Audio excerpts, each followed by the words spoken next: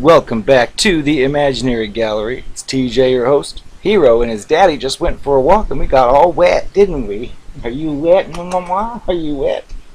Tonight's discussion involves the lack of accountability of these creatures, which can sometimes be hard to see or accept because of the way that these creatures run their disgusting operation. Remember, in the very beginning, you would never mistake the creature that you've met for being somebody without empathy. Remember, they do everything for you in that idealization stage. That pretty much sets your viewpoint of what you're dealing with, and when you don't see anything bad, you naturally think, well, wow, this person's always good. We don't realize when we're dealing with these creatures that it's all an act. In fact, sometimes they seem to try too hard, and it makes more sense later when you realize it was a fake act. Typically, most people don't do as much as these creatures do in the very beginning stages. Sadly, I think that these creatures believe that by doing all that fakery, that is the equivalent of working to make a relationship work. I beg to differ. It's working to keep a scam going, because the end result is going to be disaster, regardless. As it always is with each of the partners that they obtain, one after the other, never looking inward to realize that maybe it's something they're doing that could be causing their relationships not to ever last or work. But they would never do that because they cannot self-reflect, which is a handicap.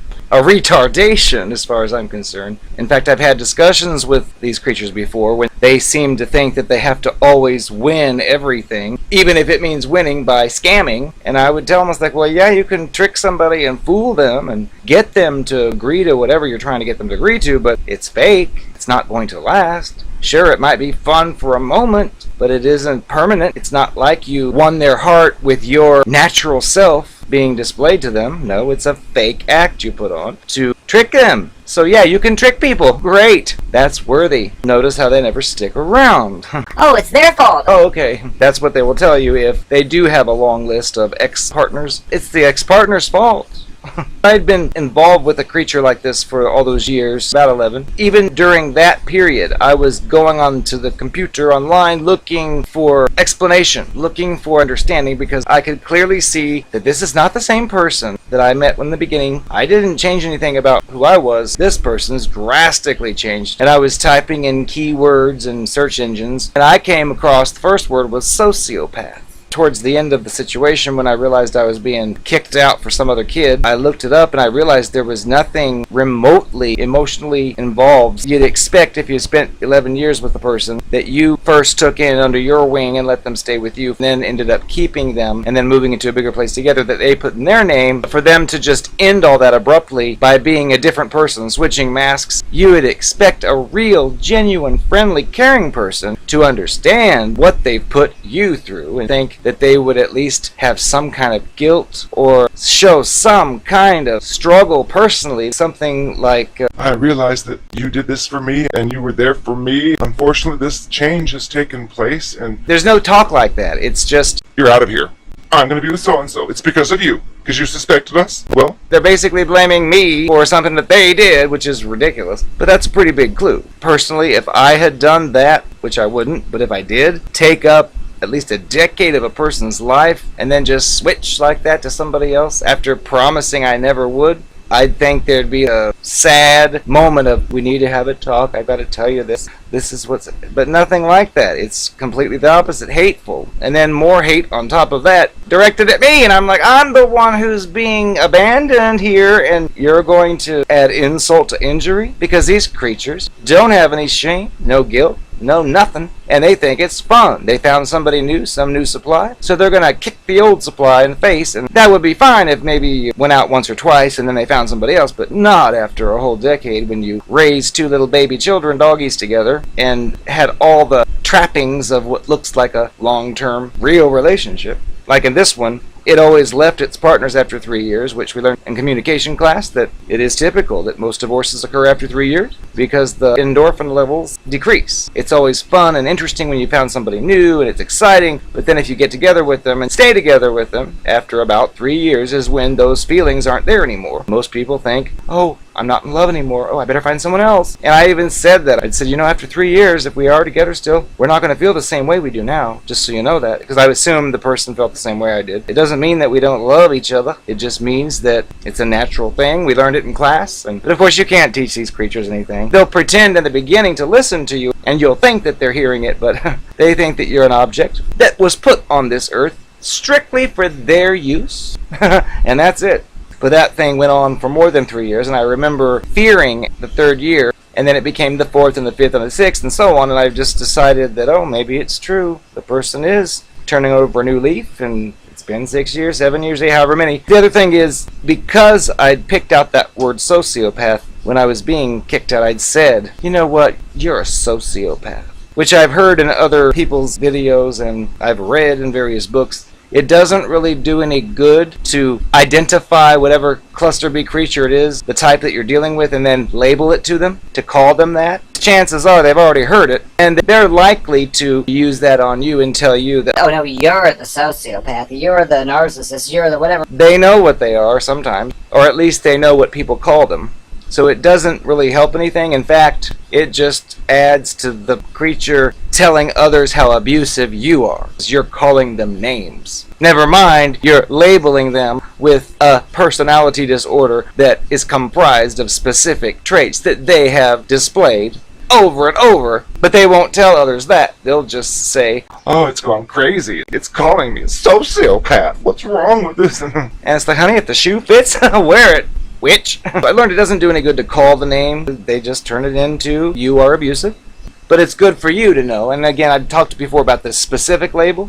The main label is toxic. It's not necessarily pinpointing which exact of those cluster B traits or disorders that it is. It's just disordered and toxic. But I did research this after that creature and then found myself in with another one. It's easy to fall within the trap of the new one because they don't have any of these traits that you typically see listed in a manual or a guide or literature that says these are the characteristics of this disorder, because they don't show them at the beginning usually. They'll win you over with their flattery and their love bombing crap. It's not until later that you've settled in with them that the real creature starts to show.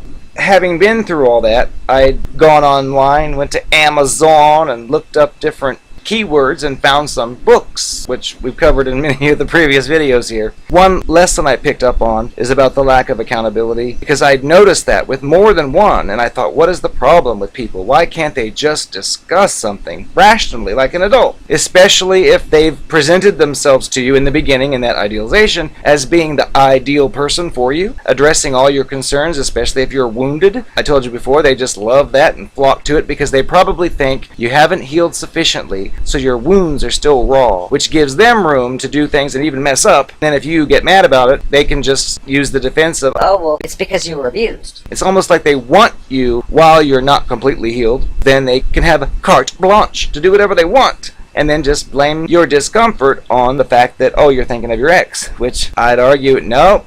Yeah, the ex did lie about this, but you just lied about this. How exactly is that different?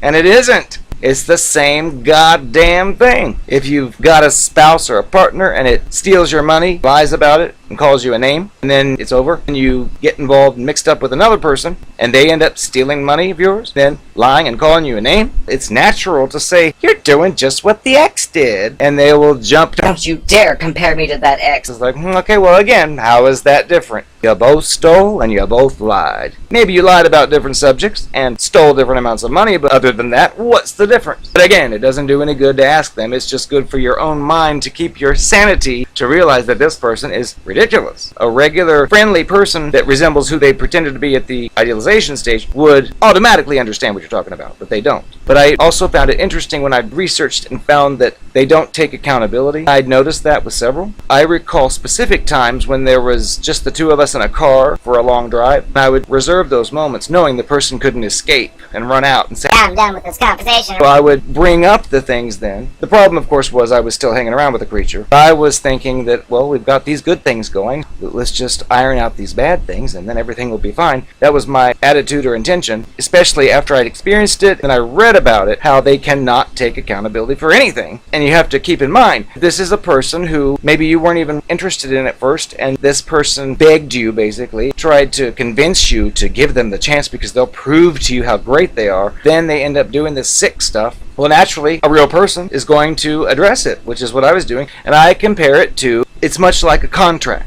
Like if you walk by a restaurant and there's a big sign up that says everything on the menu $1, and so you go in and order 3 things and expect to get a bill for $3 and it's $50, you're going to say, hey manager, your sign says everything $1, what's this 50? You wouldn't expect to hear the manager say, Oh, would you stop complaining? Keep quiet. Who cares? So what? You got the special food. It's different.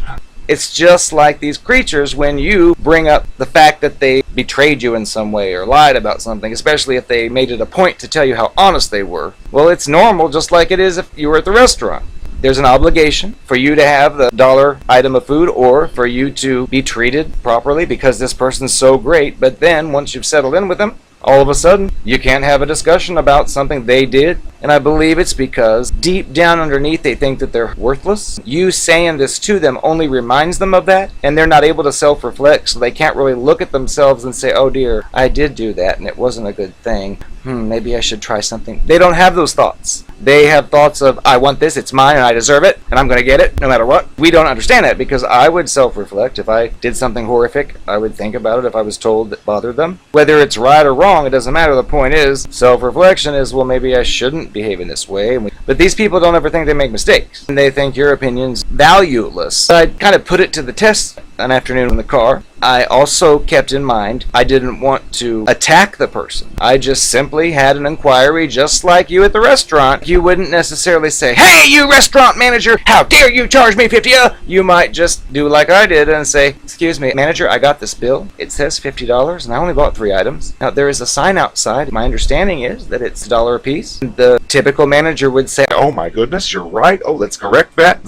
Here you go, $3. You don't get that with the creature. Instead, you get the, oh, quit complaining. If you don't leave this restaurant, I'm calling the police. I'll get out of here. That is completely the wrong reaction, especially after you've been conditioned with that love bombing stuff at the beginning. You're just thinking, am I dealing with the same person? Well, you're not. You're dealing with their evil side that was hidden. It's just something to think about. It's easy to get lost in there. That's why people get confused. You're brought in one way and conditioned to think that you're with a perfect person, and then they turn into the most horrific person ever, and most of us don't realize that they were fake. And we think, oh my goodness, what did I do? I must have done something to make this happen, but no, we didn't. We only gave it the time of day, and we shouldn't have.